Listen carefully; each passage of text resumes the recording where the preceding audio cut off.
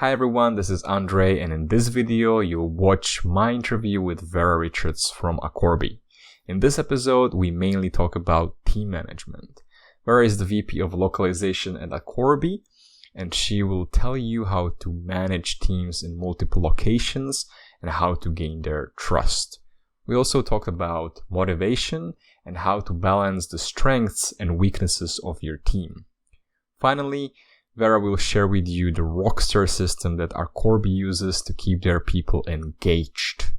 Let's get right into it, and for more interviews like this, please do subscribe. Okay, welcome Vera Richards to the podcast.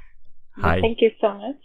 Well, You know, it's funny because I don't know how I should greet you because at first when I was messaging you, I thought that you were American or something, but then both of us discovered that you are from Czech Republic and I'm from Slovakia.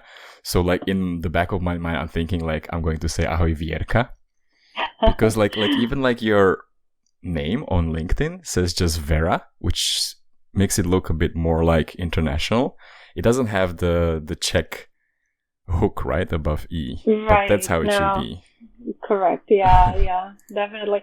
Yeah, I think I'm kind of in twilight zone between the Czech Republic and the U.S. I've lived most of my life in the U.S. now, so I feel American, but deep down, or maybe not that deep down, I'm still Czech.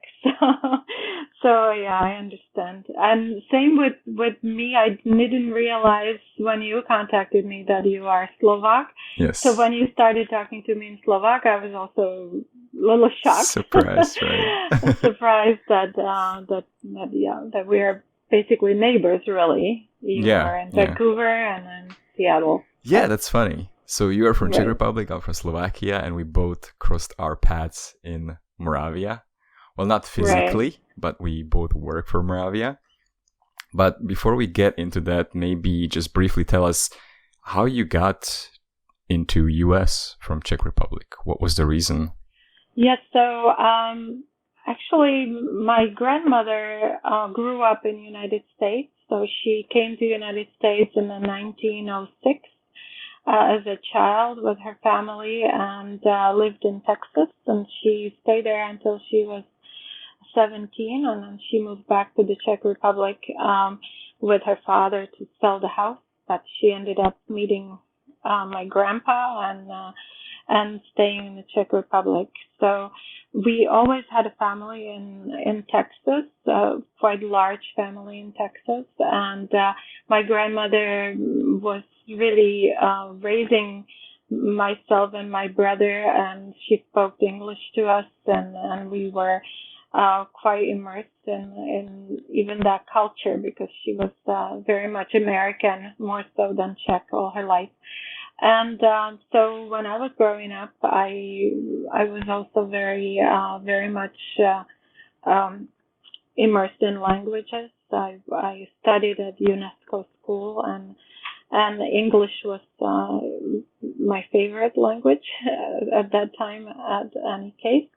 So I was always feeling that would be a career I would like to pursue, language career, and in something I will do as I go through my adulthood. However, being the Czech Republic was a communist country at that time, and my family was not in the Communist Party, we were not very well looked at. Also, the connection to the Western country, we had family in United States, we were quite our phones were listened to, and we were actually prosecuting. My father was prosecuted by the communists for his beliefs, and so there was really no chance for me to ever think that I would get to the United States at that time.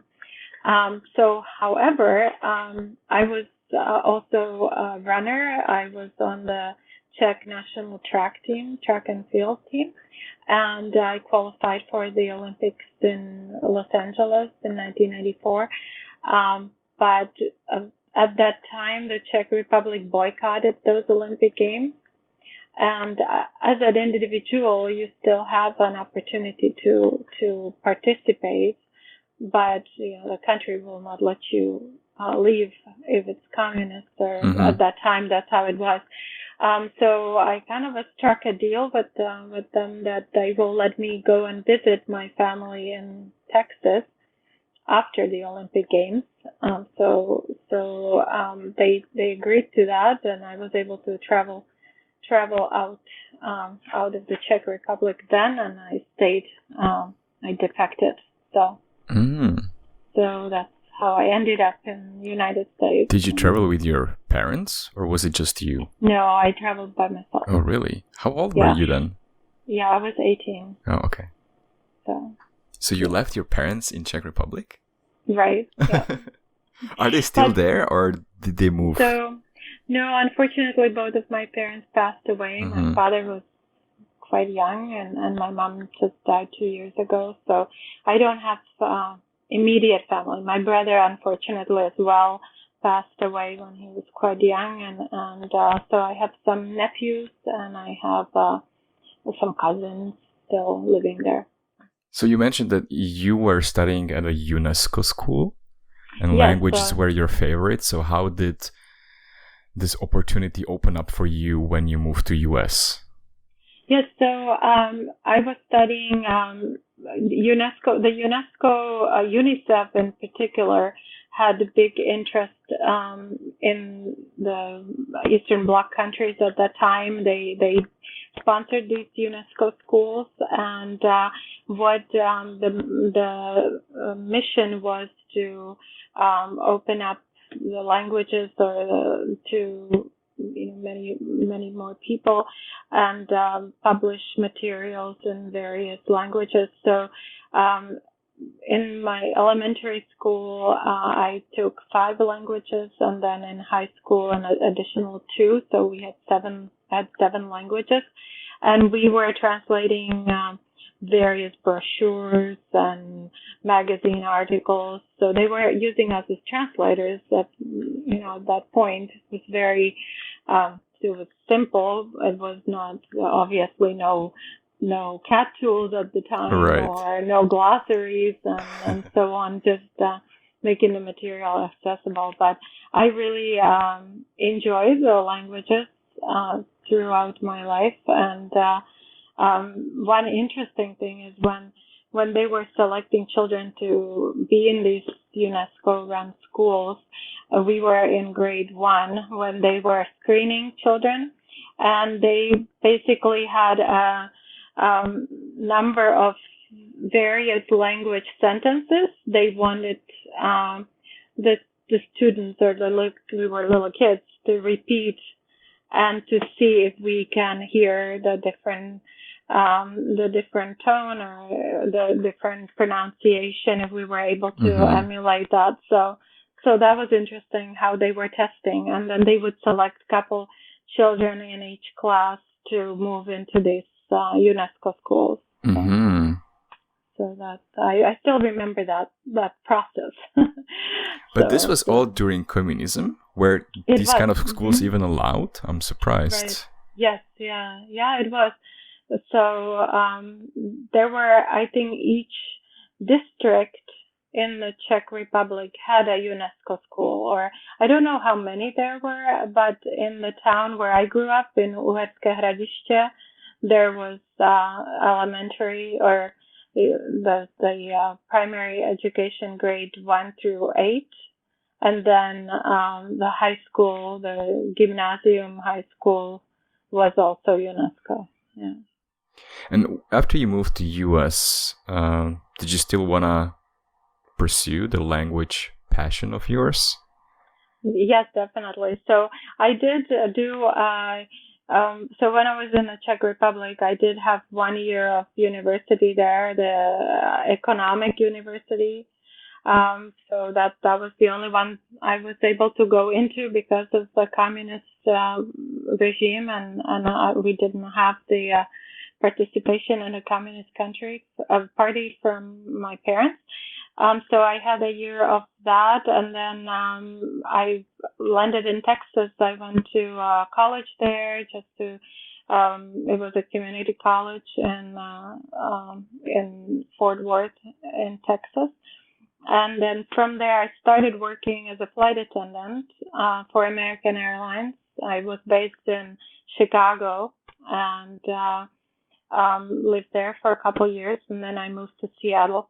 But all along, I wanted to end up with the languages. So I studied translation and localization in Seattle and Bellevue College, and then also I started translating early on. When I had children, my children were small, so I was translating.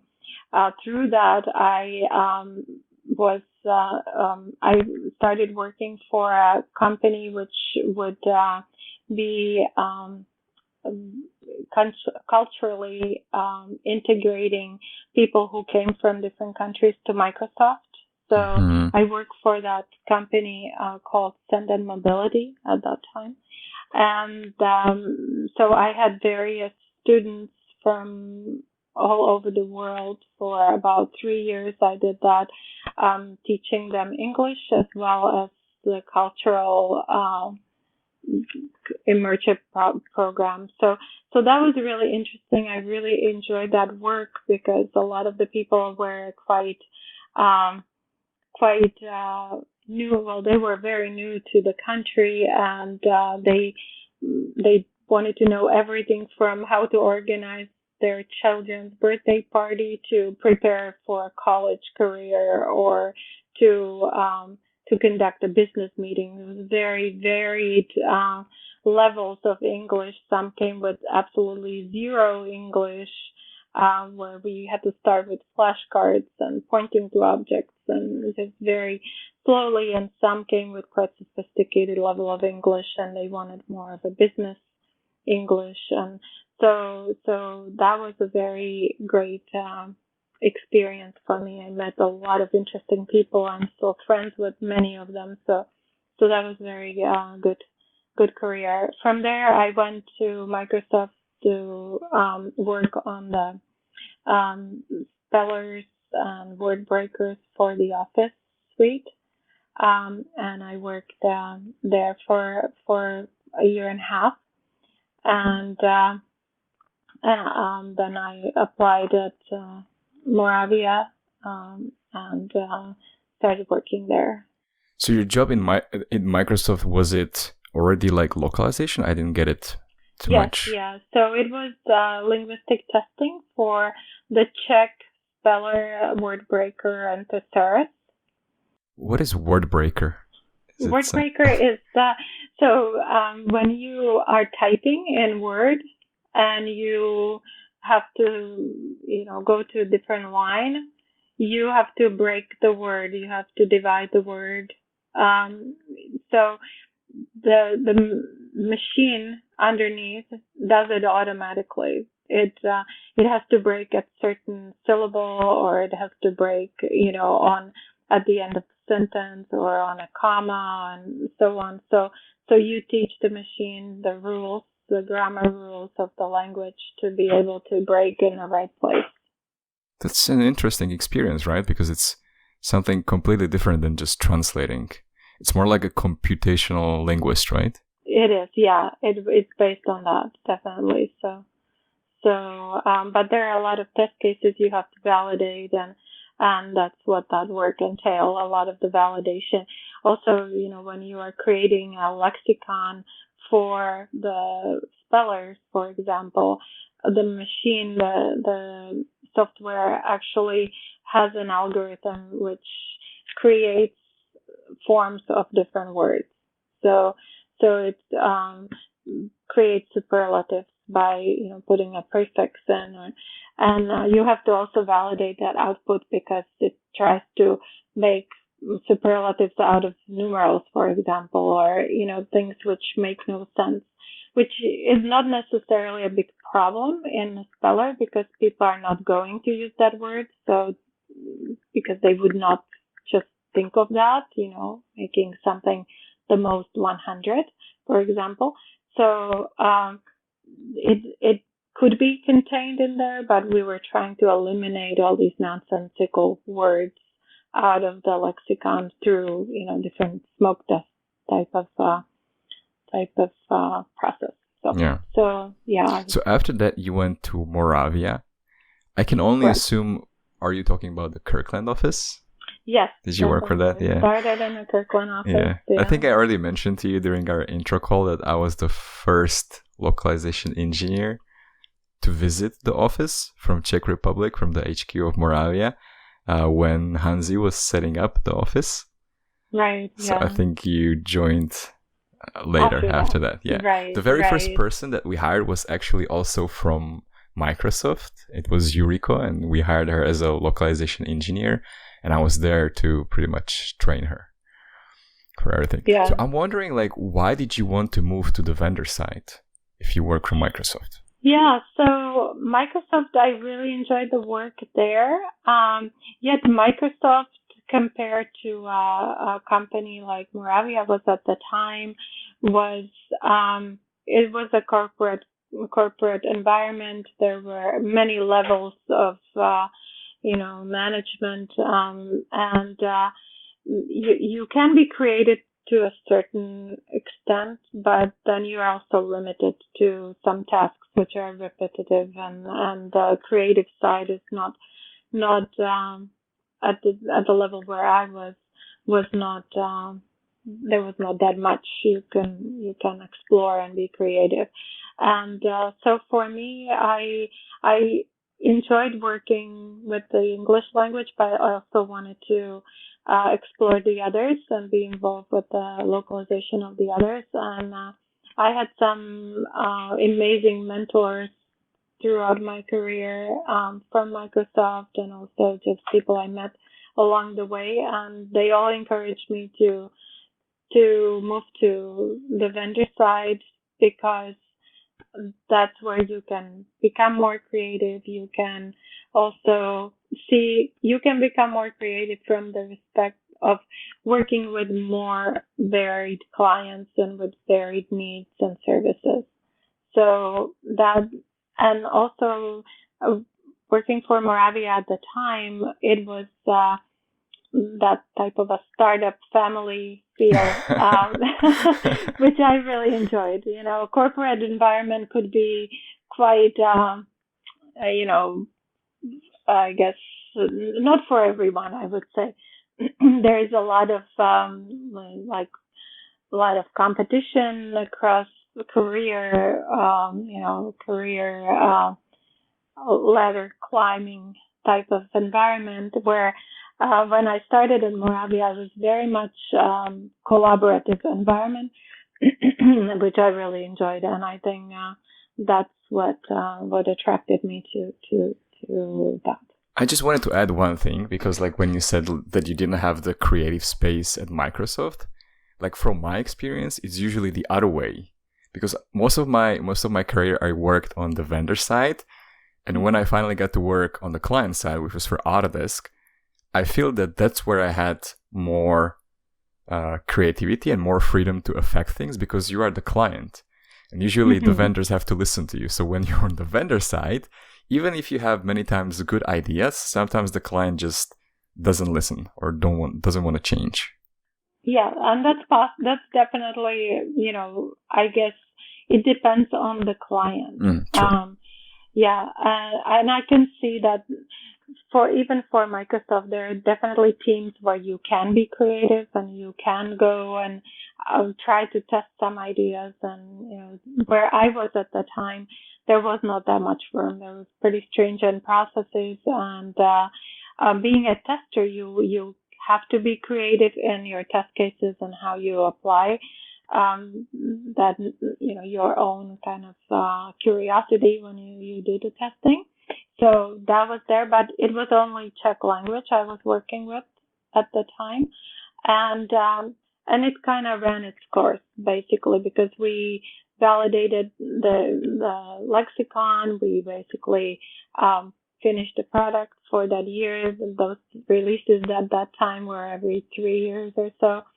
So I wanted a new challenge, and it's probably why I moved there.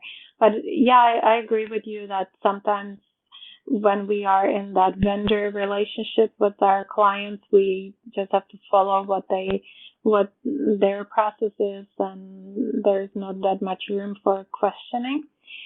Although I feel that some clients, maybe the companies which don't have such a set strict process in their place, they are encouraging the LSPs to come in and provide their expertise, and those are like the clients we want to have, the ones where the consultancy is big part of that relationship. Absolutely. I was also wondering when you mentioned what were the benefits of joining Moravia.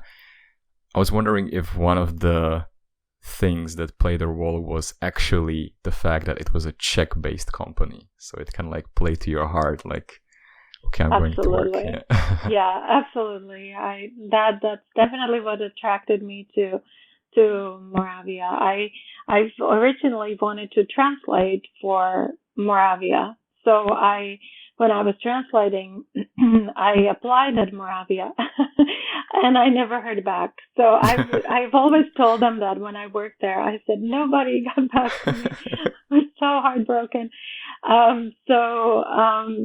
Then I spoke with someone at Microsoft at that time I knew, and I said, I would love to work on all of these products in Czech and would like to translate. And they told me at the time, well, we work with a company called Moravia, and they have all the Czech language, so apply through them. So that's when I saw that they're in Kirkland. I thought, well, I'll try to see if I could work there. How old was the Kirkland office when you joined them? Do you remember? I think it was about 2 years old. 2 years. It was quite. There was only one. At that time, there was only one person working, which was Annette Houseworth. She was the only employee at the time who was there. Hansi already moved back to the Czech Republic, and then more people came, after. Maybe for people who are not familiar with Moravia employees, we should explain who is Hansi. Hansi is Jan Bareš. That's right. So that's his name is Jan Bareš, and Jan, the surname in the Czech Republic, has many different variances. So one is Honza, and then there's Hansi. I don't know how that I think is pretty specific to Jan Bareš. I think so, yeah. I think like when I joined Moravia, I didn't know like who they were talking about when everybody was talking about Hansi, because it sounds, the thing that it reminds me of is, not sure if you like action movies, but the first Die Hard, there's Hans Gruber. he's like the villain of that of that movie. So that's what it reminded me. It sounds like German, Hansi. It does a little bit. It doesn't sound Czech, like Honza, right? No. Yeah, I never questioned where it came from. Yeah. We should ask him. That's a good one. We should ask him, right? Yeah. Okay. So I remember from your LinkedIn profile that your career at Moravia was pretty rapid. And I thought that I had a pretty decent career. I know that, not sure if you know him, Michal Polačko. Mm-hmm. Yeah, so Michal joined Moravia around the same time as me, and he progressed much faster than me. He was project manager a long time before I became a project manager. But your career was also super rapid. I think you started as a localization engineer, and then you made it all the way to the program director. So please tell us like how this is possible. Yeah. So when I was applying, there was a position of loc engineer and a project manager at the time. And so I thought I should apply as an engineer because that's what I was doing at Microsoft, and I was also C# programming, and so I thought that's probably what I know the best. And when I was applying, actually Hansi was interviewing me as well as a few others. And after the interview, Hansi said, "Wouldn't you rather be a project manager?" And I said, no. I feel really strong as an engineer. I think that's where I should start. So I started as an engineer, but within two months, they talked me into becoming a project manager, and I worked on one of the Microsoft clients. Why do you think they wanted you to become a project manager? I guess they saw the Kirkland office was a little unique in that we basically had to do everything out of that office because there were only two of us. So I was dabbling in all parts of that localization process, including quality as well as project management and engineering. So it was kind of all in one. And then there were our colleagues in the Czech Republic, in the Brno office we work with. We basically ended the day in the U.S. and they started up overnight in the Czech Republic. So I was handing over all of the different tasks, regardless of whether they were project management or engineering. And so it started to make more sense that I was closer to the client. I was in constant communication with the client, whereas the Brno office was more so communicating with our suppliers and partners. So that's what kind of organically. Did you know your Microsoft counterpart before you joined Moravia, or were you working with a completely different team? Completely different team, yes. Yeah. No, I didn't. But actually I started to develop very good relationship with that client. There were two project managers I worked with on the side of Microsoft, and it became a very fruitful partnership with that team at Microsoft, and the account grew quite rapidly, and we were able to become their single source supplier. So then from there, since it was growing, I became a group manager, and after I was project manager for a while, I became a group manager, and then the team I work with combined with another team at Microsoft.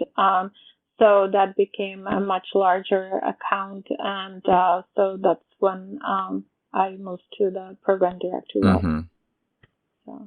So I kind of grew with that client.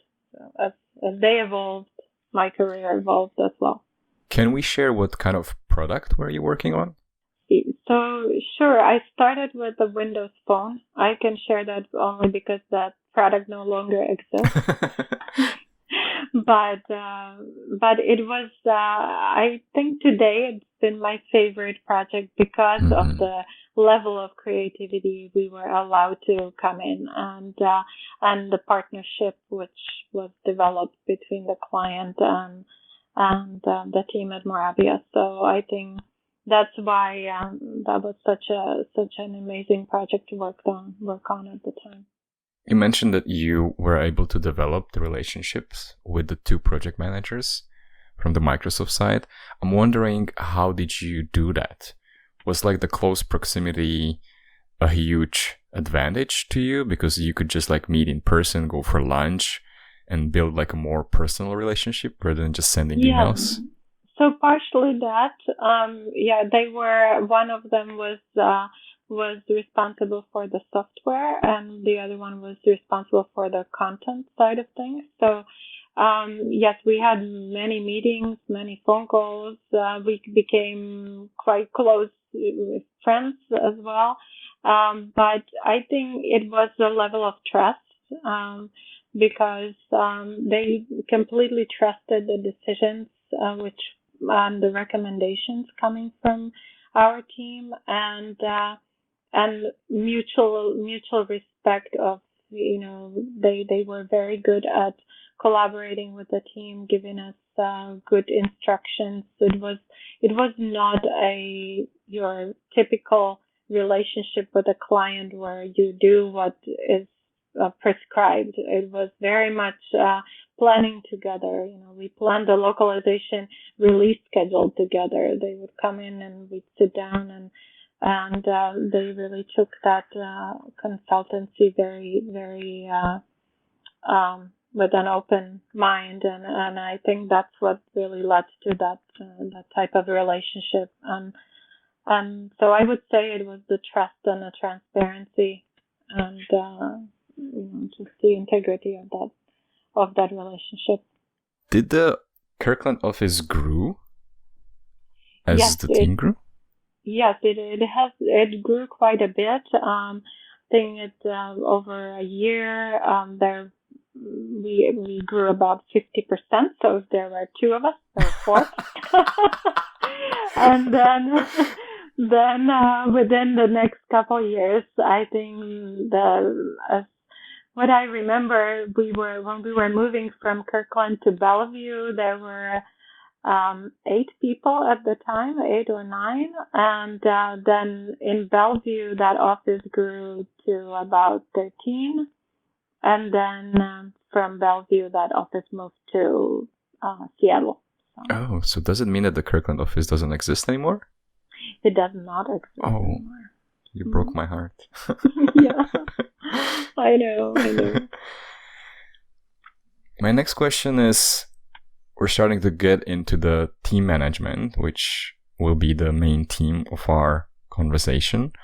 So I'm wondering, if you were the person in Kirkland office, how did you cope with managing the growing team that was split in different offices around the world?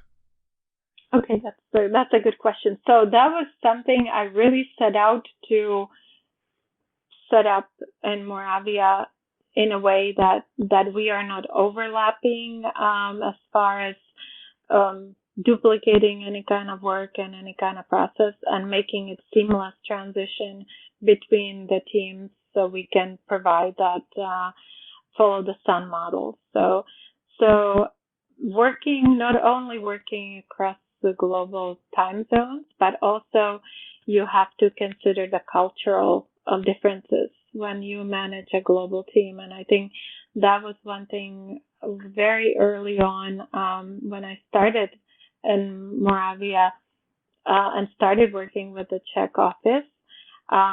The cultural side of things really bubbled up, because I was already quite American at the time and had an American style of management. And so when I first started, I called the whole team in the Czech Republic, and we had a meeting to kind of get to know each other. And so I told them all about myself and about the processes and how we are going to do this. And then I asked them for questions, and there was just silence. They didn't speak at all. And so I was thinking this is going to be really tough, because they are not really talking to me. So just understanding how that team works and how they will open up. Again, I think that was based on trust, because here I flew in and, started all this great cheerleading. They really needed to understand who I was, and that I am Czech too, and then they started to open up. Then it actually got to the other extreme when they start telling me how bad their day is every day, and when I asked them how they're doing. So I was getting too much information after that point. But I think that's the key, is really building that trust with your team, and understanding that silence maybe is not a bad thing sometimes. Mm-hmm. That they are listening, and they are going to speak only when they feel it's relevant, and not just tell me a bunch of stuff I really might not know what to do with. So I believe that was the key to understanding. Same with working with the teams in China, or working with teams in Argentina, for example. There's all different challenges.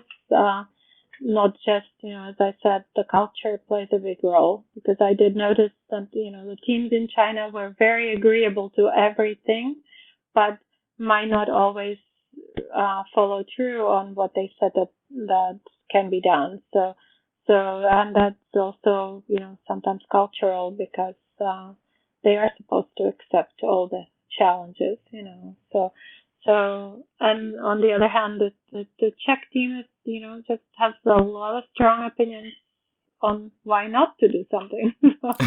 so it's a balance, and again, I think making sure that the team is balanced, and that they all know that they are all individually contributing, equally contributing to the project, and they all matter, and give them that space and opportunity to be creative and to come up with their unique ideas. So I think that is important. I'm still curious about the first example that you gave, that you just organized your big huddle with the new team and you just started talking and then you expected other people to talk. Is that what would actually happen if you had the huddle with American people? Because I think, if I think about like my past career, I wasn't exposed to like purely American teams most of the time. So that's why I'm curious, like, if that's the expectation that you had. Is that your experience working with purely like North American people, that they would always start talking? I would think that it depends on perhaps the subject matter you are working with. So if you are in a group of engineers, I don't want to say geeks because I don't want to be doing that. But if you are, with that team, with that group, they want to talk strictly shop. They don't want to talk about the weather and the golf game and all that. So you might not get as much of that type of atmosphere within the American team if it's strictly focused on technical expertise. But on the sales side of things, sales in Europe and sales in America are very different. We know that sales in Europe, again, you are the social part is not as prominent, where a lot of deals get closed in the U.S. on the golf course or the restaurant at the dinner and so on. Not as much in our industry. It's not as prominent in our industry as in others, but it definitely seeps through into our industry as well. If you compare the sales in Europe and compared to, or even in Asia, it's quite different. So I would expect it in localization that people would be a little more open and a little more social in the U.S. But again, our industry, and I know I am kind of contradicting myself, but in our industry, we have people from all over the world, and that's the beauty of our industry, that the cultural wealth is just so vast. So if Americans are I guess managing conversation, then I think you can expect that they encourage people to be more engaged and be more vocal and be more talkative than if it's coming from European, more the academia. Then there's this aura of respect where people are quiet and they are taking things in, and they only speak when they're asked to speak, and so I see that is the difference I've observed. So let's get very practical, because you mentioned that your first experience with the team was pure silence, and then at some point it ended up people talking too much. Right. So how did you actually get to that point? Like, how did you gain their trust? How did you make them to open up? Yeah, I think to gaining the trust is to be completely fair to your team, to listen to them, to be interested in what they have to say, not just kind of give them opportunity to talk, but then not listen to what they have to say. So it took time to build that, that they understood that what I was saying is what I'm going to follow through on, and I expected the same from them as well, and I think to this day when I work with the teams, I always tell them, you can come to me with your problems, but be ready to have a solution already in mind we can discuss. And then let's do it. Let's try to solve your problem. Let's try to solve our problem. And also, I'm not a believer in finding blame on an individual. If something goes wrong, it's all of our kind of problem. We all have to fix it, and we all have to make sure we prevent it. So I've never singled out anyone in front of the team. They knew that we were all one, and they also knew that if something was really, they were trying to maybe cut corners or do something like that they let me know first, because they knew I was going in front of the client and I needed to have the facts. If something was going wrong, we always told the client. The client was always notified, and to this day, that's what I tell the teams. We're not hiding anything. We want to have a partnership with our client. They have to trust us, but we have to trust each other within the team as well. And we just need to, find ways to fix things and to give everyone the real picture. So I think through this type of trust building, the team knew that there is really no games we're playing. It's work, and it's our professional relationship, and we just have to be one team, and so it wasn't really that difficult to build that trust, because I think with this type of approach, you do get people quite dedicated, and they all also got recognized for all the good things they've done. And that kept them challenged. It kept them feel validated as a team member, and so we were able to get to that sweet spot where we trusted each other and we could work together well. You mentioned one important thing, which is following through, which in my opinion leads to trust, because if I know that people follow through, if I can trust their word, that is like very, very important to me. But unfortunately, like recently in my experience, whether it's professionally or even outside of a work environment, my experience is that people just forget about what they told you. They don't keep and honor their word. So like the trust is like very broken for me. And in my experience, I think it's like super difficult for me to find people that I can just trust their word. Like when they say that they will do something, whether it's tomorrow or in like 6 months, that on that day they will actually remember and they will deliver. So I'm wondering, and I'm pretty sure you had this experience as well.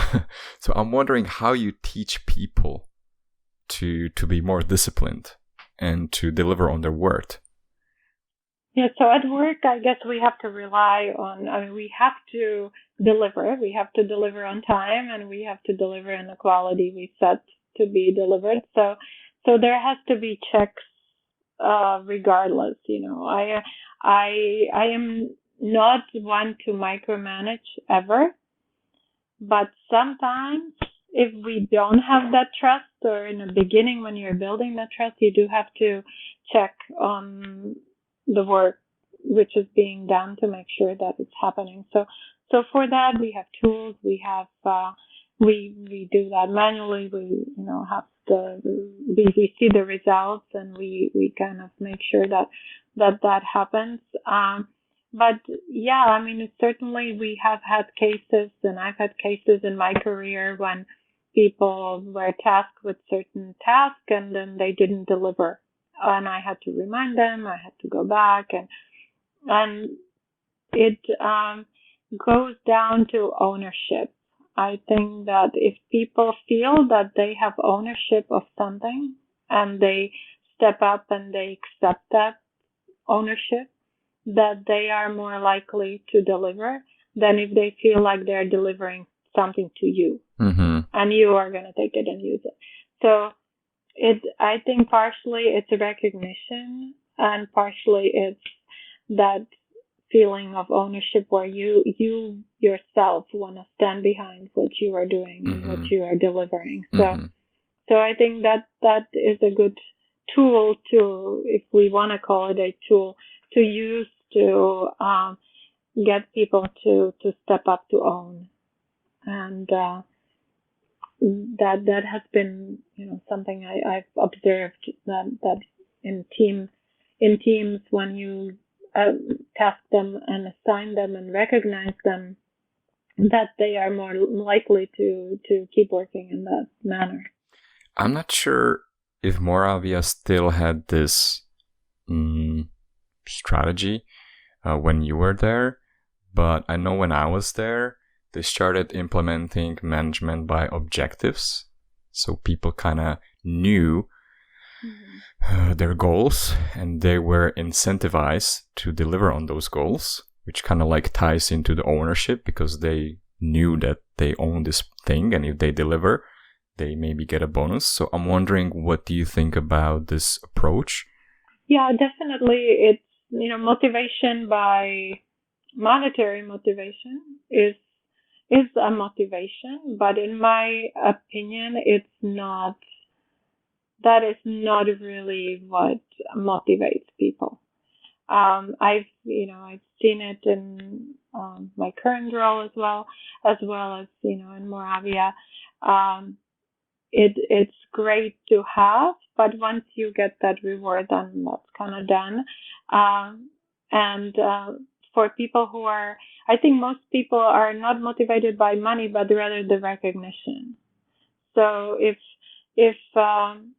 their manager or even someone higher up in a company recognizes them or mentions them, that's much more powerful than giving them extra $100, So to me, and that's kind of my belief. But there are certainly people who are motivated by money, and when that is the goal, to motivate people by money, you do have to make sure that those objectives are meaningful objectives. Because I've seen in the past that the objective being set is, we want the client to be happy, is, an objective. Well, I would rather make the objective if what would be something new you can come up with, some new process where we can be more efficient, or a new tool or script you can write to make something work faster or automate portion of your workflow, things like that. Something to challenge you to go outside of your own comfort zone to actually do something up and over and above. And then if you motivate that by monetary, then that's fitting, in my opinion. But I think if you want to have engaged team members, and if you do need to recognize them, and yeah, at that time in Moravia, there would be monthly or quarterly, I forget now, I believe quarterly, letter from the CEO who would recognize certain individuals in different teams within the whole company. And I know people would be waiting to look if their name would be in there. And I saw that was the really the motivation they were really looking for. So. Okay, let's talk about feedback, because it's related to recognition, because recognition is basically type of feedback, right? So I once read that when you have a positive feedback, you should share it in front of everyone. When you have a negative feedback, it should be one-on-one. Do you agree with this? I agree with that. Yeah, I agree with that. I think most definitely, as I mentioned before, I'm not one to single someone out and blame for anything. If there are improvements which we could make, even an individual can make, I think that's for a private conversation for sure between the manager and the person they manage.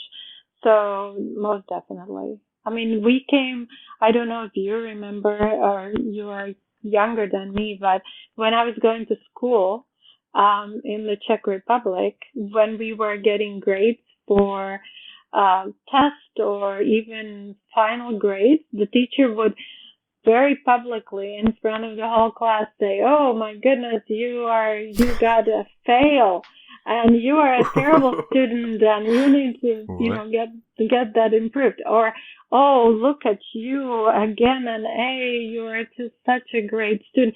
So that was this public shame I remember from school, which was terrifying. And it started in grade 1. This doesn't happen in American schools, so not here, or maybe in Western schools, but the public shame was just horrible.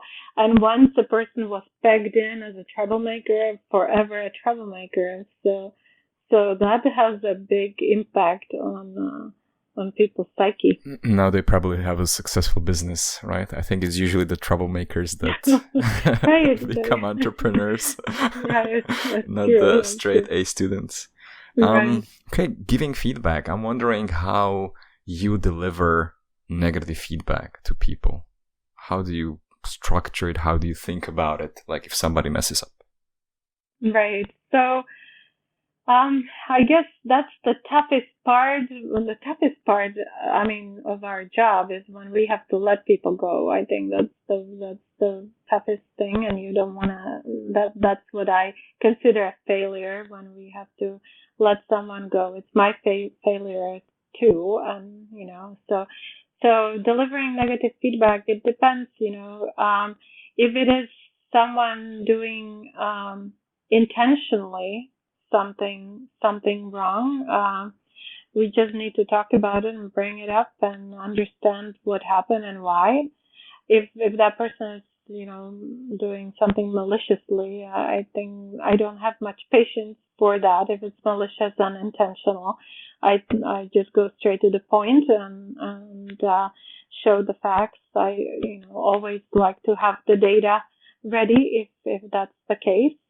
If someone is just struggling and maybe not focused, then I try to understand, what is going on and how we can help. Maybe give some time off or help, or need mentoring, need training. How maybe wrong position for that person. How can we better match you with what you like to do and where you can be more effective and more efficient. So it's definitely a conversation. Never is it black and white, but only in the cases of malicious misconduct, it's much more to the point, and there's probably not much which can be done. I would like to see you get straight to the point, because you look to me like the sweetest person ever. It's like you can hurt the flower or Yeah, it's not. I'm not very good with confrontational. Let's put it that way. That's not my strong suit.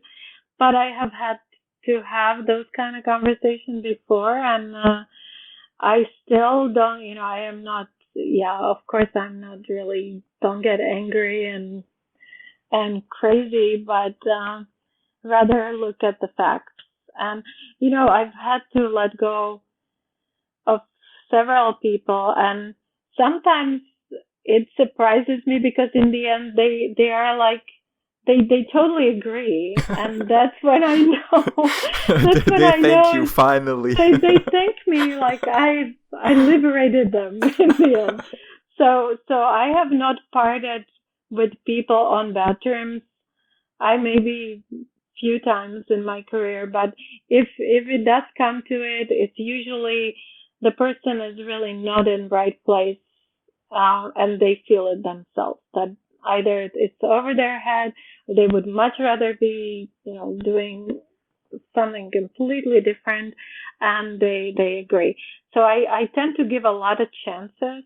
So if we suspect that something is going wrong and that person is not really performing, then I tend to give a lot of months of change, improvement plans, and working together and trying to get you in better place. But if it doesn't work, we part, and I think everybody's relieved. That's an interesting point, because I'm wondering if you have any, I don't know, like a timeline, like, okay, I'm going to give this person this amount of time and I want to see a change before that. Like, how do you know, like, how much time you want to give to individuals for a change? Because I know that with some people, you can try, like in my experience, I had one person, and like immediately, like when you deliver the feedback and you ask them to improve, that's like they wake up and they start doing things better. But slowly they just degrade back to their normal, which is not acceptable for you. So I'm wondering, like, how you think about like the time frame for someone to improve. Yeah, so we have some HR guidelines for that, for the improvement plan and how that should be applied and monitored and so on. So that's one guide. But like you said, there are some people who will fix what needs to be done, and then they might slip back to their same process and same way of doing things. So it could be individual. Also, sometimes you deliver that feedback and that person completely loses motivation, because they now feel like, oh, now I'm singled out, and I'm already, it's not going to get better. And that person has just got it out for me, perhaps. So they have a different reaction. They themselves lose any kind of motivation. They want to leave. Because some people feel when you do an improvement plan, now suddenly you are micromanaging them. You are going to now watch everything they do, and they have to justify their day, and they have to give you all the tasks they do, and so you lose motivation, and you also feel that by giving that improvement plan, but the person feels once they receive that improvement plan with all these tasks they have to now report on, how many minutes this took me and stuff, that you are setting them up for having something in your hand to fire them. So because they cannot. So I think again it has to be the honesty with which you are working with that person. You either tell them straight, I have to cut your position, and it's I'm not gonna give you a list of things you now have to justify so I can use it against you. So if that's the case and you are using it, just to let people go, then that's wrong motivation. But if you are really truly trying to get that improvement, also be very honest. I want to keep you. You are very valuable. Here are your strong suits, and this is what you need to improve. And if we can do this together, I mean, I can tell you that in my current job, with one of my team members, and this I feel was just an amazing thing which happened. We had a lead when I joined Akorbi, and that lead was not as experienced, although she was with the company for a long time, but she wasn't that experienced because she was doing things a certain way for years. And I knew that that's not the right direction for that particular functional department, and I needed to get that experience in. So I tried to challenge her to help her, to bring her more references, talk to her, coach her. But she herself realized it was kind of above her head and she could not get to that challenge or get to that place. So, it came time where I told her I have to hire someone else to lead your department. But I still would like you to, she actually knew that I was started to look for that lead, and she came to me and she said, I know this is not what I can do. So I'm going to give notice. And I said, well, I'm sorry that you feel that you have to give notice, because I do feel that you are bringing in a lot to the company, and I am bringing someone in to lead your department. Would you be willing to stay? And she was so relieved. She said, oh, I would love that. I would love to learn, and I would love to grow. And and that's very hard for a person to do, to admit that, I'm in a certain position and I think I have things under control, but somebody's going to come above me because my manager feels that I'm not where I should be, right? So for her to kind of take that, and she just blossomed. She now is leading one of our biggest clients, and she has done an incredible job learning. And I met with her. She is in our Argentina office when I traveled to Argentina last year. And I told her, I have to tell you that I have an amazing respect for you for actually being able to step down a position and to, learn and to grow and to become, this great expert at what you do right now. So you have a way, different people take that, not, I wouldn't call it criticism, but that input, that feedback differently. And so this was just a great win for us at Akorbi to have her stay on the team. Mm-hmm. Yeah, I feel like when you first delivered the news, maybe she felt like she failed you, or like she couldn't live up to your expectations. But then when you said that we value you for other things, she's like, okay, yeah, I can do that. Yeah, so right. That is actually my question, and it's something that I'm struggling with, and I think I've been struggling with it in all my companies.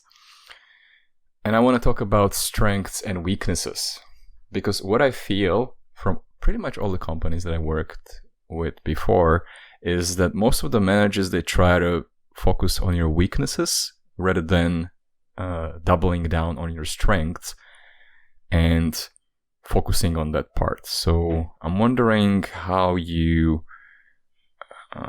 feel about strengths and weaknesses in people. Should you spend time trying to improve on the weaknesses, or do you rather focus on the strengths? So that's a very good question, and you're right.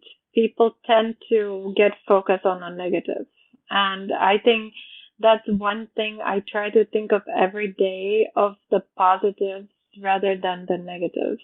So I feel, and I said this, I think, earlier, the recognition is super important.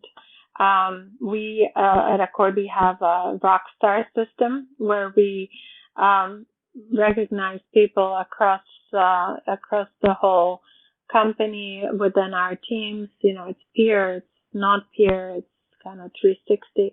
And we encourage people to always stop and think of the people we want to recognize daily or monthly, not just monetary, but especially posted. And so we have for my team in particular, because Akorbi is a conglomerate of various businesses. So for my team, for localization, we have a newsletter, a monthly newsletter we internally put out every month, and each month someone else is the editor-in-chief of that newsletter. And we try to not focus just on work. Certainly we put in the interesting things from the industry, we put in work-related articles, but we also focus on people and what makes them who they are, what are their interests. And we recognize the rock stars. We post the rock stars in that newsletter on a monthly basis as well. So people they want to see their name there. They want to be recognized again for certain values we have in the company, and they live up to. So that's one way. But as far as the negative, or I wouldn't say negative, but more of the constructive feedback on the different processes, that's definitely part of it. And when I see that there's some shortcomings in the team, I like to encourage trainings and cross-functional trainings within the team. So we do that also on almost every week. There is a training coming from a different department within localization, whether it's on tools, whether it's in the process. Anytime new process is introduced, we also ask that functional team to give that training to the rest of the team. So there is a lot of opportunities for people to get improvements, to learn from each other. And I think that's one thing which I saw, which attracted me so much to Moravia when I started working there, was this type of collaboration between the teams. People were not competing with each other; they were trying to help one another, and I saw that being very powerful in building strong teams. So I took that with me as throughout my career to build those strong teams where they are friends, but they are colleagues, and they are there for each other. And now it's not dependent on me at all. It's just the methodology I believe in, and it makes my heart sing when I see the teams doing that on their own. That it's working. That they are themselves just they have barbecues and they get together, or they work in each other's homes when in Argentina or in the Czech Republic or different places, and it's just they trust each other. So can you maybe describe the rockstar system a little bit more? Like, how does it work? Like, how does the process work? Like, does everybody get to vote? Yeah, no, not necessarily. So if you see someone who helped you or who came up with a new process, new tool, or they were just following the values of being compassionate, being partners, you write out a rockstar, which is a PDF form. We fill that out and we check off the values which that person demonstrated, and write up a little bit of why do you think that person is a rock star, and then it gets posted on the internal. We have in the office, these get posted out every week or whenever somebody posts a rock star, and then they get published in the newsletter, and they get published in the company newsletter as well. So it's pretty simple. It's just recognition of that. Mm-hmm. You mentioned that it's good that the team builds the friendship on their own. My question is, how do you feel about you becoming a friend with your team from the position of a manager? Is it a good thing or is it a bad thing? So I think it's basically mutual respect. There has to be that mutual respect. I mean, it's not. I feel that all of my team members are my peers and my colleagues. I don't really believe in being too prescriptive. How they perceive it. Some of them do like that management authority, and they kind of want to preserve that, and that's absolutely fine.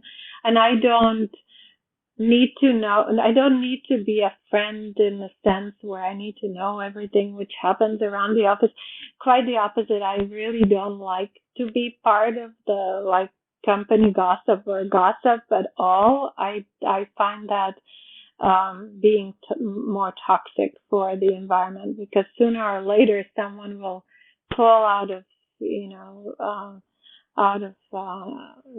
that relationship, and so no, I like to keep it as professional as possible, mm-hmm. which does not though doesn't outrule the fact that I want to meet up with them and go for a beer and, go and have fun and we all can have that type of relationship. So yeah, I would call it a friendship really, but there is a certain level where I don't want to take it too personal because that could be a problem. Right? Yeah, I would say that the friendship happens organically, but friendship is not your strategy as a team manager. No, absolutely. Okay, we already talked a little bit about these things, but I want to zoom in on talent, how you identify and how you retain talent. And by talent, I really mean consistent rock stars, if I can put it in your Akorbi system way. So someone who truly shines. I'm pretty sure, I hope you can agree with me, that it's a nice ideal to have a company full of stars, but maybe it's a little bit naive idea, especially as the company grows. So I'm wondering if what is your opinion on, or how you personally identify talent, how someone who stands out, what are the criteria? Do they fit the culture of the company? Do they always exceed expectations? Do they keep learning, keep growing? What is a talent for you? Yeah, I think all of the above. I think when we are interviewing, we're selecting team members, I've told my team many times that person needs to fit into the team. They need to be of a certain fiber to be able to fit in with us, with the way we operate and we work. So person who is a kind of a rock star is the person who you can see are energized by the work they do. They try to understand what they're doing. They're not just shuffling files and, handing off and handing back without ever opening a file, right? They are actually, they know what's in the file. They open it up and they say, oh, well, this is interesting. I'd like to learn a little bit about that product and spot some things which could be problematic for localization and try to bring that up to the rest of the team and bring solutions in place. So this is maybe too nitty-gritty into the process of a PM, for example, but I just want to spark some interest and then have them fully take the ownership of it. And I have several of such rock stars on my team, and they're like a mile ahead of me with, which way they're thinking. And they're also, we can also offer these services. And actually, I've heard that from the client. So you see, those are people who like what they do, and they also bring in that extra to the team. And they have their own teams. They have people who they manage, and they're creating that atmosphere within their team, which is that atmosphere of trust, that atmosphere of, we all have certain part to deliver here, and how can I improve my process the best, So I once, not once, I've met several engineers, for example, who told me, I am the laziest person you will ever find, because I don't like to do much, so I automate everything. And so those are great kind of people, because hey, they're going to make it fun for them, yet they're going to also find the most efficient system and process, and we can replicate that now across the whole team. I think this is a great example, because this is where you turn your weakness into a strength, because they're lazy. But, and the reason why I pointed out and said yeah, I know, because I think I was reading, it was an interview in the Czech Forbes. I think it was with the CEO and founder of Good Data. Not sure if you know about it. It's a Czech-based company that does big data. And they have, of course, their development team in Czech Republic. But he said the same thing. The Czech people are generally lazy. And because they're lazy, and they still have to deliver on the work, they try to find the shortcuts, which usually leads to automation or scripting or things like this. So that's why. So that's true. Yeah. And it's the Czechs who give me the spiel for sure. So, yeah. how about retaining the talent? So let's say you identify these talented people. How do you make sure that they stay within your company? So this kind of like, let's tie it to the whole Akorbi culture. Right. Yeah. And that's a good point. I think retaining the talent, again, it's not about the money most of the time. Some cases it is, sure, but not mostly. It's how that person feels challenged at work. Are they bored with what they're doing? Are they still doing one task over and over and nothing really new on the horizon for them? So being able to kind of switch it up a little bit, change teams, give them the opportunities to apply for jobs they would like to try or do, or they feel that they have the strengths for those jobs. So be able to give them that opportunity is important, and recognize them, give them feeling like when they come to work, people notice that they are there, that they are part of a big thing. We are working for some very, very large, important clients, and they take pride in being part of that product, or being part of that particular company, localized material. So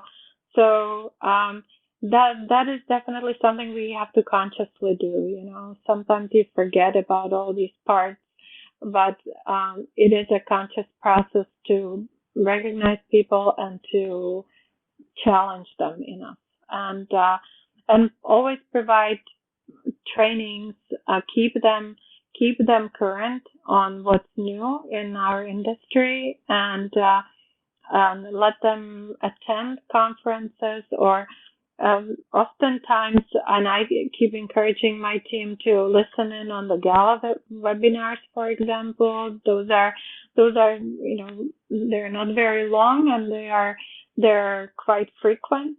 So when I see something which is applicable to us, I encourage the team to sign up for those, and you should encourage them to listen to my podcast and your podcast, which definitely I am going to. Yeah, I like that you touched on the training, because that was my next question. Does Akorbi have some general structure of how you train people, how you support their growth? Is it methodical, or is it like based on, like, you see somebody needs to improve on something, or you wait until they come and they talk to you like, hey, I want to learn something? Yeah, so we have both. We have kind of annual trainings, or throughout the year we offer some like PM training and trainings for sales and different parts of our company. But we certainly have trainings which are ad hoc and trainings based on the need. So we have structured trainings for anyone who is being onboarded. We have a big portfolio of trainings they have to go through. We provide that not only for our employees, but also for our suppliers and the linguists and the different partners we work with. We also, as a company, provide compliance training, because a lot of our clients are healthcare clients. So we have a suite of compliance trainings which all of our linguists have to undertake, and so those are mandatory, and they are mandatory for the entire team, for our internal team as well. But for the skill training, as I said, our engineering gives weekly training on tools, and they also provide that for our suppliers. When we realize that we have a group of suppliers who can use that training, we offer it. We ask them to join a webinar or interactive webinar, so we provide those. And the leads, each of our leads within the PMO team, they provide trainings on various types of project management tasks, and even project management in general, to their teams of PMs and their teams of coordinators and engineers. So we do have those trainings which are monthly and they're organized. When we do our reviews, like skill reviews, which happen quarterly, then we also identify the trainings which certain people need, and they oftentimes ask for it themselves. They would like to get a refresher on something, or they would like to get a training even outside of their function. So if they're perhaps PM and they want to learn about some quality management training they want to take, we identify during those reviews, and then we also announce the schedule for that. So that's how it happens. You mentioned quite a lot of processes that you have for team management. I'm wondering if there's any special software or tools that you use for team management. So we use Plunet and Akorbi. That's our project management system in general. So we use that. We also have a lot of materials on SharePoint. So we have pages per teams, per client teams, which we generate there. So those are just the basic tools we use day in and day out. As far as, what I like to use is OneNote for everything. I am a big OneNote user, and we use Microsoft Teams as our main communication, and also our file management for our just the team, internal team management. Do you keep like a file for each of your team members in OneNote? Because like when we were talking about giving feedback, I think one of the main things that people don't do is that they just give feedback at a certain point, and then like in 6 months they forgot that they gave certain feedback, right? So like, do you have like a systematic way how you track like the development of the people or the feedback that you gave them? Yes, we do, because we do our evaluations. So we do the quarterly, but we also do a yearly evaluation of the team members. And we keep all that feedback in one place. How are the quarterly and yearly different? Is the yearly one broader? Right, the yearly one is very broad. I forget now how many areas we are reviewing, but it's anything from soft skills to any kind of technical skills, and it's quite comprehensive. So we're actually going through it right now. So I still have a bunch of people to review, but I personally don't have a file on everyone. That would be too many files in my OneNote. But on my direct reports, I do. And yes, they are the quarterly. They are evaluated, and it's part of a bonus system.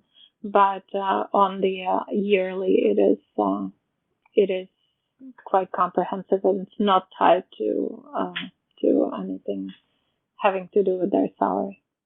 My last question that I want to make more generic about Akorbi before we focus entirely on you, that will be like the final 30 minutes of our interview.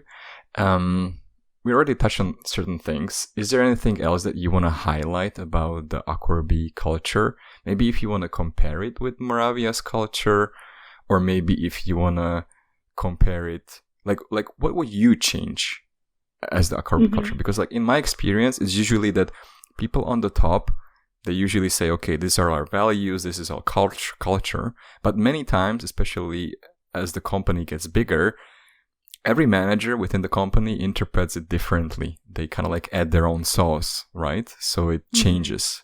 So I'm wondering, like, how do you go about the whole Akorbi picture? Are you fully identified with it? Would you change something? What is different with Moravia? So I would compare Akorbi to Moravia 10 years ago, or maybe 13 years ago. It's a privately owned company, and at that time, Moravia was privately owned company. There was that very much family feel at Moravia at that time, and that sense of collaboration. So it was at that level of it was high entrepreneurship, I would say, is what I feel at Akorbi. very much. I would say it's a feel of a startup, although it's really not a startup. It's a $50 million company, so it's mid-sized for sure. But that feel of the family is definitely there. The owners know pretty much everyone by name and know their children, and they are very engaged and very involved and very supportive of the growth of the company. So that is what I very much enjoyed, and that's what attracted me to Akorbi when I made the move from Moravia. So I think that is really what helps the organic growth of a company. As the companies get bigger and as there is more, there's stakeholders which have more say into how the company develops and evolves and what type of rules and policies are being put in place. Sometimes that ties the hands of that entrepreneurship and of that spirit. So that's what I feel at Akorbi. That's the big strength of Akorbi, is that support of the owners into growing the company and thinking outside of the box every day, and that's kind of what makes me happy and challenged. How big is the company? And how big is your department within the company? Yeah, so the company itself is over 200 employees, and it's global. We have office in Colombia because the owner is Colombian, and she's Colombian, and her husband is from India. So we have the location in Colombia, and my team, I have part of the team there as well. I have a team in the Czech Republic. I have a team in the U.S. The main offices are in Plano, Texas. So we're headquartered there, and we also have a large presence in Argentina.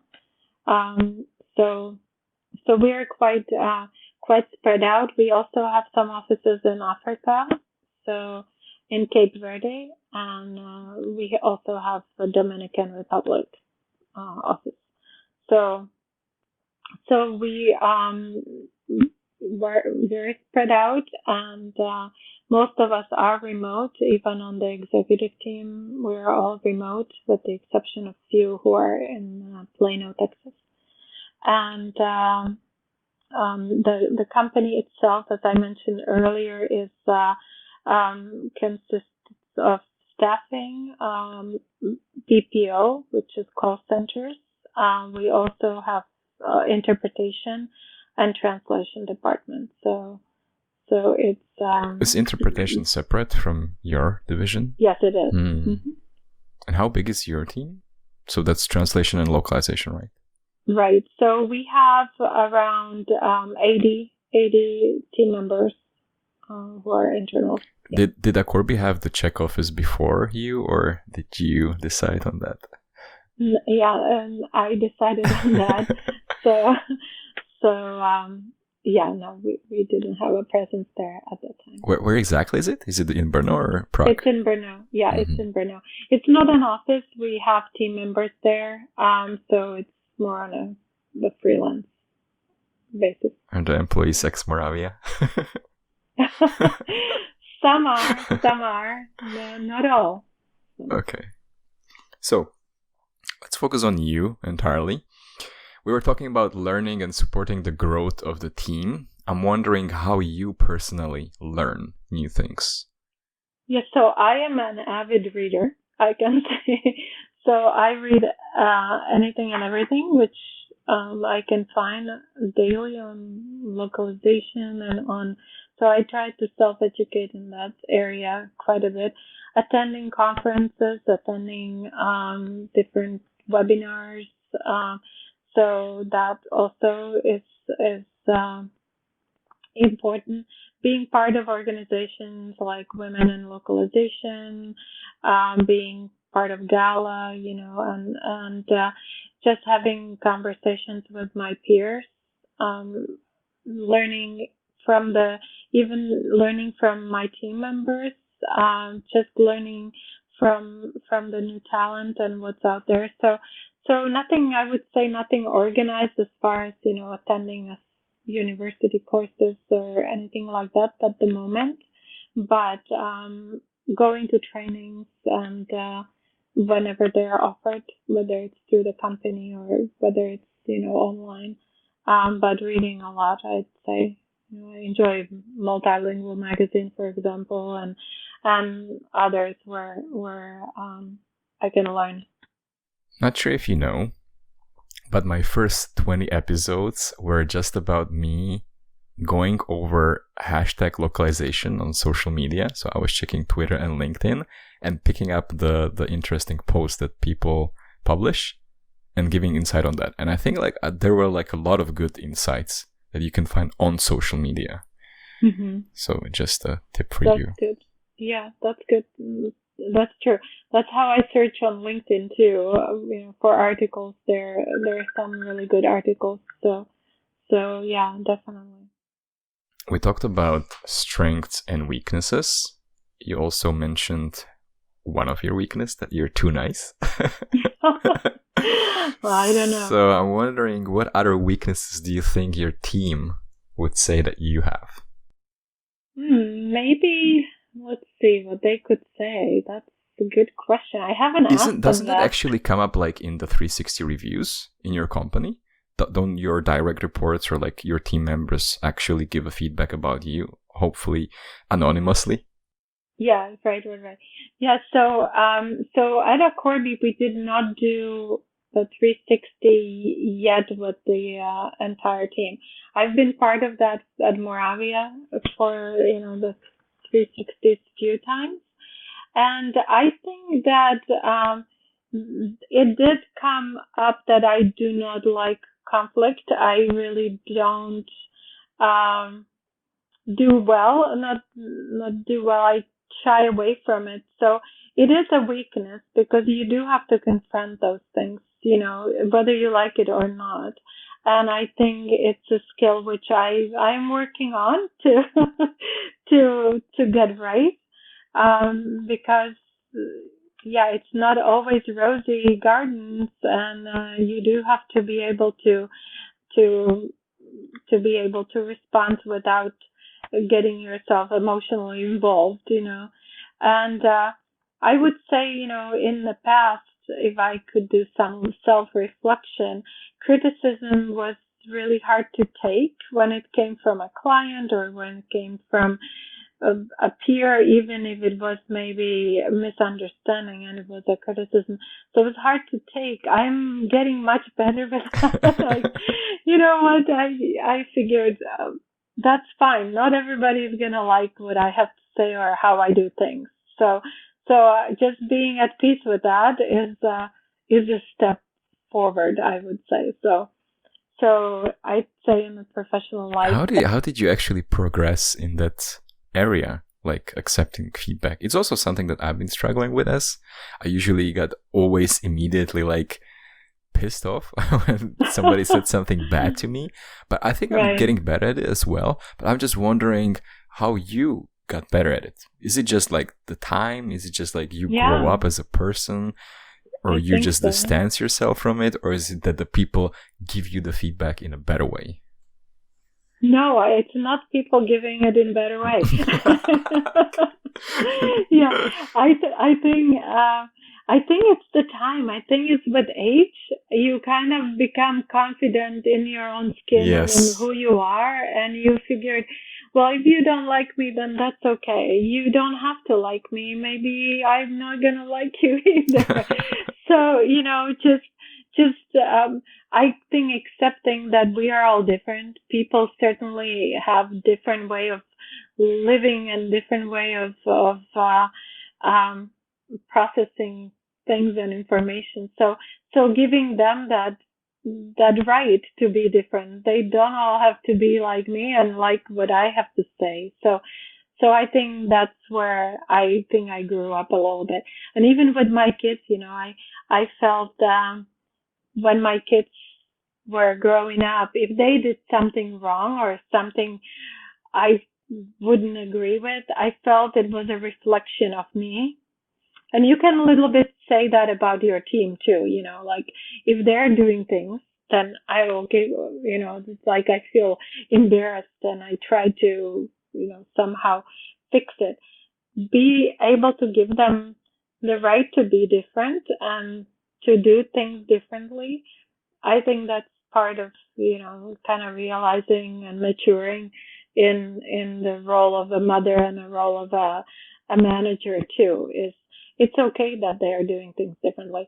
And one thing which stood out in my career a long time ago at Moravia was that I knew that the team actually respected me and didn't kind of work with me because I was appointed their manager. Is that we had a meeting once and I was full of ideas and I said, let's do it this way and let's try to use this, this automation, and let's try to do this. And one of the engineers looked at me and said, that's just nonsense what you just said. And I was like, I stopped for a minute and I thought, oh my God, you're right. You are right, and I said, I'm so glad that he wasn't afraid to say that to me, that he was not thinking, oh, she's just coming in here and now we're going to have to do things like this and that's completely stupid. So I that's the moment I look for with my team, that they actually come and say, no, I think what you're saying is not right. Let's try it this way. And then I'm so proud because I think glad that you Yeah. said that. Yeah. It's like people challenge you, right? And like, yeah. I that's what I look for. I mean, not that I want to give them the feeling that I don't know what I'm doing, and I need them to, for God's sake, come up with a good process. But to not be afraid to, I also am not afraid to say, no, I don't think that's going to work. I don't think I would say that's a bunch of nonsense, but that was a Czech guy who, had no filter. So we already got a few hints about your leadership style. I'm wondering if it has evolved over the years, if you approach things differently. Because like in the beginning, we were talking about your rapid career at Moravia. So I'm pretty sure that you have to like learn the leadership and management pretty fast. And you probably made a lot of mistakes. And probably when you look at it now, after so many years, you would be like questioning like why you did those things. So I'm wondering like if your leadership style evolved over the years. Yeah, it definitely did. I think when I started, I was also learning different methodologies. I think I started with the silver bullet methodology, the PMO. What does it mean? It was called silver bullet PM methodology. I think that at that time that was kind of prescribed at Moravia to learn and follow that. And it was very common sense based, which worked well for me. But I did follow it pretty strictly and follow the processes pretty strictly. I think as I evolved, I learned to relax and customize my approach a little. Like we try to tell the customers, or we try to do with the customers, we customize our process for them. I think I customized how I manage the team, and I try to be always present when I'm with my team. Try to really listen and hear and feel if there is discord happening. Try to make sure that people, when I see people are perhaps unhappy or there's some concern, having to do with changes within the company or changes in policies and stuff, be aware that that's happening and address it before it happens. And also, having different locations and dealing with different cultures, like I mentioned before, there's some teams which could be sensitive to feeling that one team is being favored over the other because perhaps we spend more time on certain projects being worked on from a different location. They might perceive it as, oh, we like that location better, so we're not as important. So making sure that that feeling is not there. So being sensitive to people and to understanding how they work. Of course, we cannot be babysitting and we cannot be overly sensitive either, but just kind of treating the team equally and being there for all of them, not just for some of them. So making myself available for the team regardless of the position they have and where they are. So I think that's important. So more of the human side of things, of course we're looking at the spreadsheets with the financials and with the goals, and that's important, but not having that overshadow everything else, rather listening to people. I want to get very practical right now. I'm wondering, how does a day in your life look like, being the VP of Translation and Localization for Akorbi? Like, when do you wake up? Are you an early person? No? Yes? Yeah, so yes, I have to be, unfortunately. So, since the headquarters is in Texas, so they're 2 hours ahead of us. So I get up around 6 o'clock and I start with meetings. My first meeting is at 7. And what do you do between 6 and 7? Right. Like, do you have a breakfast? Do you just do coffee? Do you start checking emails?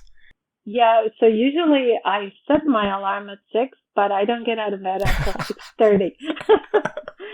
So I give myself a buffer there.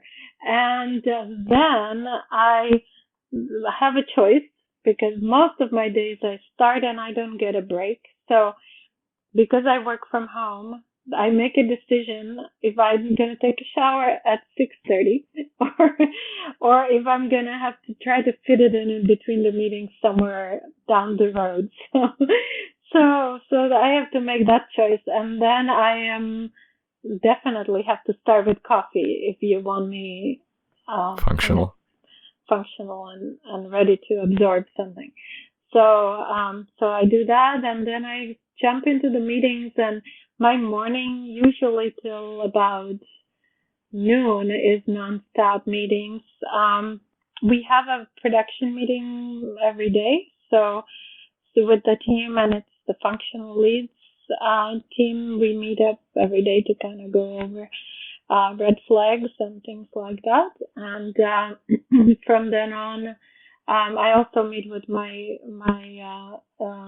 director of ops every day. So we meet up before we start the day, and then we go into these meetings. And I have client meetings. I have functional meetings. I have executive meeting once a week, which is for a couple hours on Mondays. And then there are just these regular meetings with the different functions, different V teams. When we're developing new services, we have those meetings. So kind of in and out of meetings till noon, and then afterwards I go through what's on my I guess my queue of things to do. So I go through my finance, my financing, planning, different types of client solutions we work on RFPs as well, work on QVRs and things like that. So do you block a time for just your own work in your calendar so that people don't bother you, or how do you focus on your own stuff? Not every day. I do block off times when I have to prepare a proposal or do, things like that. But I try to be available to the team pretty much all day. So they ping me, and if I am available, I certainly get back to them right away. So yeah, only blocking the time when I need to really hunker down and do something for a couple hours. How do you organize and plan the things that you personally have to do? Do you have a to-do list or? Yeah. I have a to-do list in my OneNote. so I do that. I mean, I also write things down in my things to do on paper, but I try to keep things in OneNote for work because then I can go back and I can check it off. I love checking off. Yes. Yeah, exactly. Okay. So you have a lot of meetings, and what I'm curious about, you mentioned that you have these meetings, the production meetings, every day. This is something that I'm not familiar with. I don't think I have seen it in other companies.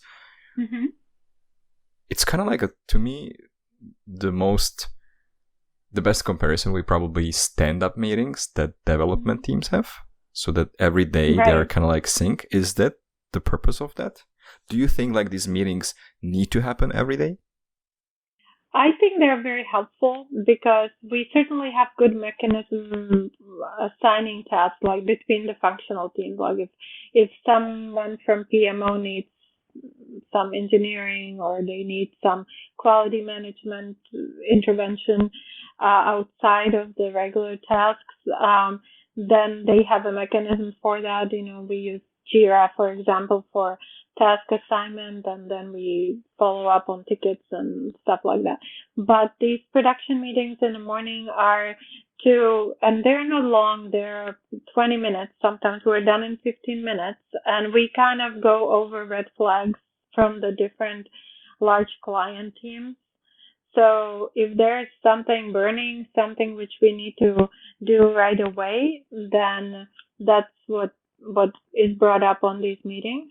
And let's say, the engineering has, 100 tickets they have to go through, but we need to prioritize one out of all that, daily, what goes in there, then that's brought up on that early morning meeting. So they can go back, and you might end up with, 15 high priorities. So out of that, we need to say, okay, let's just do this one first because that one's really important to get solved right away. So that's what we do on that. If we also see anything being delayed or any escalation from a client, or that gets brought up on that meeting. Do the client escalations end up also in Jira as a ticket, or do you have a system for it? Yeah, we have a system for escalations, positive, negative. Feedback gets registered there, and we have a process for that too. What are you curious about right now?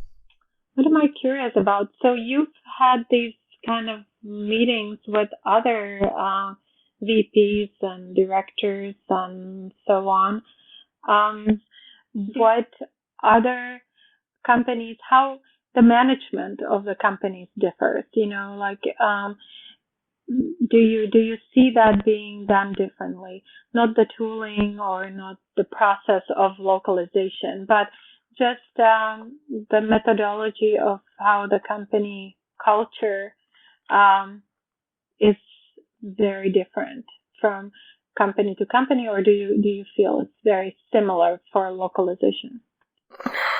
It's not very similar. I think it may depend on the size and on the founders and where they are, because my last company before I came to Canada was Lionbridge. And as you can imagine, it's like a giant, old, slow behemoth that is just like rotten inside. I still don't get like why all the clients are sticking with them. Like I was working on like a major account, and that account was done, the production was done using Excel macros. It was a huge account, multi-million dollar account for a prominent client. But like internally, it was done using Excel sheets. So to me, it's more like some companies, they just like to throw people at stuff, cheap people at the same time. Yeah. They try to find, and they like their like innovation. Maybe they can put it on their websites that it's like one of our values, but they don't live by that. you usually see these things once you are inside. Because like I had so many things that I would like to change, probably the same way that when you started in Moravia, like we should change this, we should change this. But yeah, like it was very difficult. Like I was fighting with the management because I was really like fighting like for what I thought was best for the client. But, you know, there are like a lot of politics, a lot of bureaucracy, you know, and like the people care about different things other than clients or like having like a very efficient production. To me, that is like the beauty. Like if you can serve like big clients, but in like a very lean, efficient way, that's the beauty to me. Like to me, like throwing people that just copy paste, that's like very little value added. Like you are like a target to be replaced soon. Because to me, who was saying this? Was it Veronique? Veronique, by the way, says hi to you. Oh, thank you. Yeah, we were talking about like, I think it was with Veronique that, you know, like translation language companies, they will have to become technology companies. Because that's where things are moving, right? Like with AI and with everything. So the value is not that you can confirm a request from a client and then forward it to a translator. It's that those things should be automated. It's exactly. Yeah. No, I completely agree. And I agree with you with not throwing more people on the problem rather than think about it, what it is and how you can be efficient. Yeah. So, next question, we got a little bit of interruption here. What are you excited about in 2020, you personally? I think 2020 has been a crazy year for all of us, no matter what industry we are in. So I am excited. I mean, one thing we didn't talk about is travel, right? That came to a halt and we have less and less time in 2020 to make up for it. Who knows if we ever will for the travel. So I'm excited at the opportunities this can bring to us, to localization.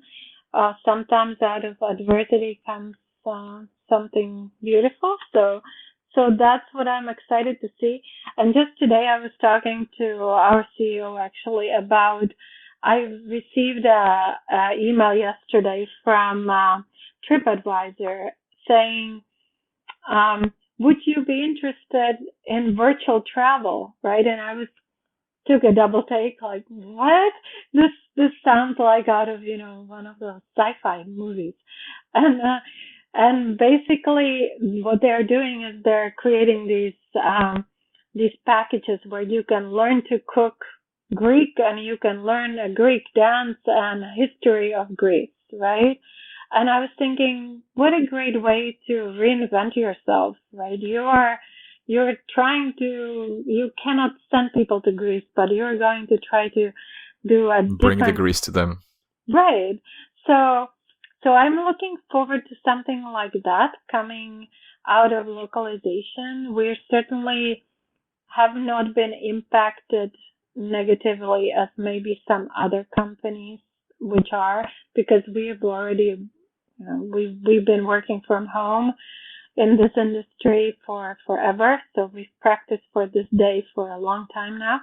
And so that is not hindering us. Obviously, our clients' budgets for localizations are impacted, so we're seeing less work, but we're seeing more how each of those industries and companies are reacting to these times and how are they including the world in their message.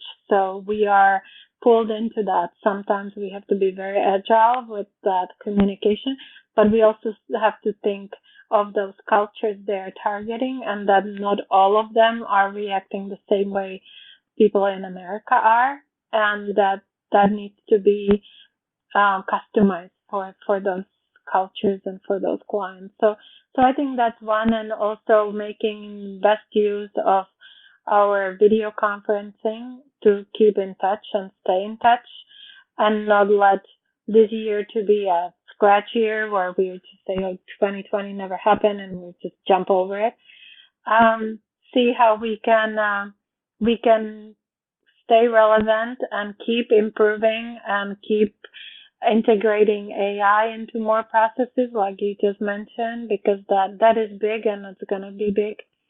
And so, yeah, I think there's lots for us to still be excited about. And I'm always excited to see what others are doing with the situation and how we can work together and learn from one another. So yeah, I think that's good. And I am a big data person. I didn't talk about that at all, but I'm a big data person. So I'm one of those who is watching all of those John Hopkins, coronavirus daily numbers and drawing my own charts here in Washington State.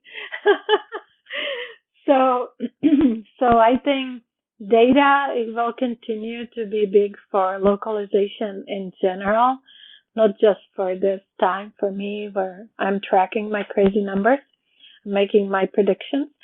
So in your OneNote.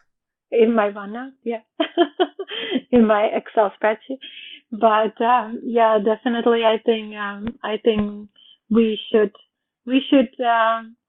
look at it as a challenge, and I have great confidence in scientists out there because there's so many smart people out there. So hopefully they'll find a cure and the vaccine, so we can start moving around without our bandit outfits. And what do you think is wrong with our industry?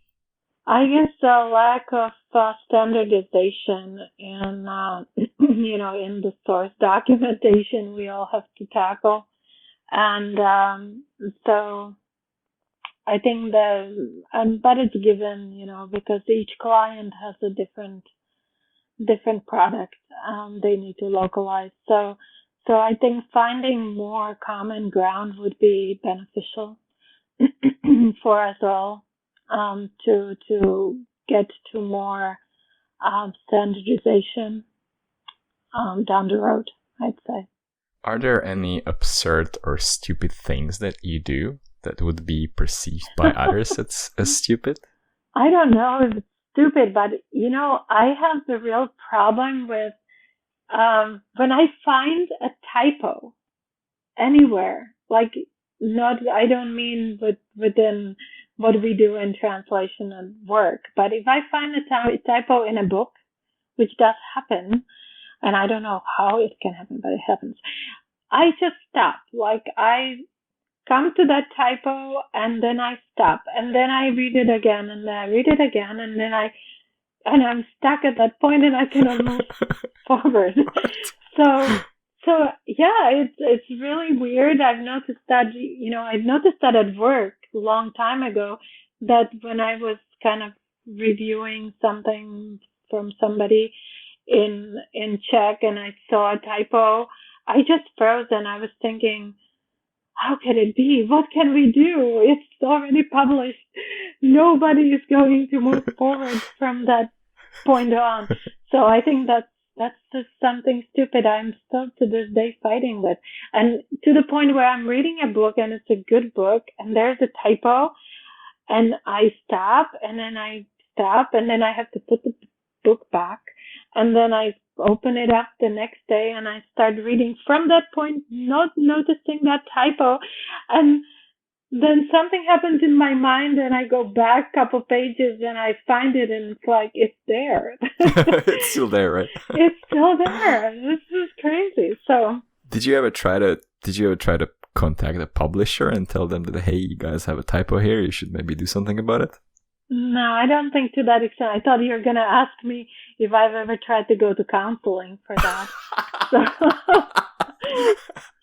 No. Maybe that would give you a relief, right? If you tell them that, hey, you need to fix it. Maybe they will tell you, oh, thank you, Vera, we will fix it in the next edition. Yeah, I've done that at work, though. If I found if I found a typo which was in the source, I did go to the client and say, hey, and our linguists are doing that. Our linguists are submitting all the source errors to our clients, all the time. But I have had those discussions with the clients, how much it bothers me, and I wondered how much it bothers their users, because oftentimes the client is so focused on the English source that's where the money is, really. It's all the money is put on creating that content for the source, and then they say, oh, and machine translate the rest. And then I say, oh, but you're spending all this money on your source. What do you think of that person in Russia when they have a typo in there? Maybe they're like me and they'll stop and say, oh, I'm not going to use that product. It's got a typo.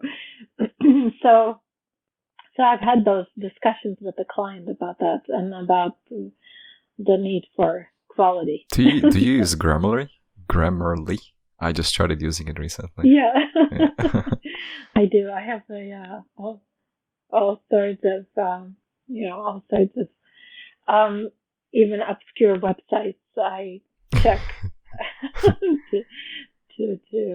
be with nerds like me. Okay, are there any questions that I should have asked you, but I didn't?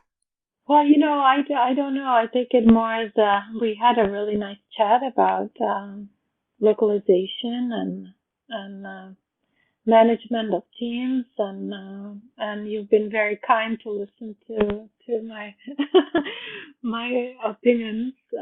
So no, I can't think of anything else to bring up.